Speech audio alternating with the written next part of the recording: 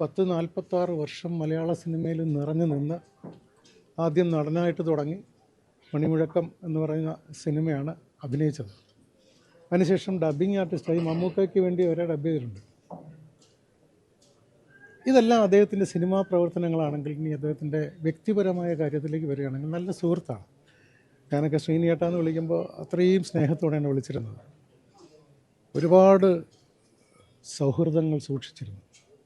എന്നാൽ മനസ്സിൽ പിടിക്കാത്ത കാര്യങ്ങൾ ഇനി ആരുടെ മുഖത്ത് നോക്കി പറയും. അതിപ്പോൾ ചാനലിലായാലും സ്റ്റേജിലായാലും എവിടെയായാലും അദ്ദേഹം അത് പറയും. അതിൻ്റെ പേരിലൊക്കെ വിമർശനങ്ങളും വന്നിട്ടുണ്ട്. പക്ഷേ അതൊന്നും പുള്ളി കാര്യമായിട്ട് എടുക്കാറില്ല.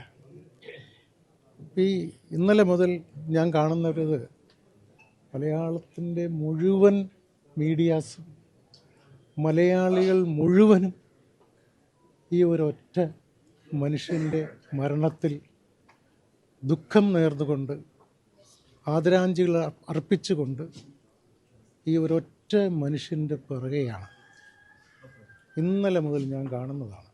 കേരളം മുഴുവൻ അത് ആ മനുഷ്യനുണ്ടാക്കി വെച്ച അത്യപൂർവമായ സൃഷ്ടികളുടെ ഒരു തിരിച്ചു കൊടുക്കുന്ന സമ്മാനമാണ്.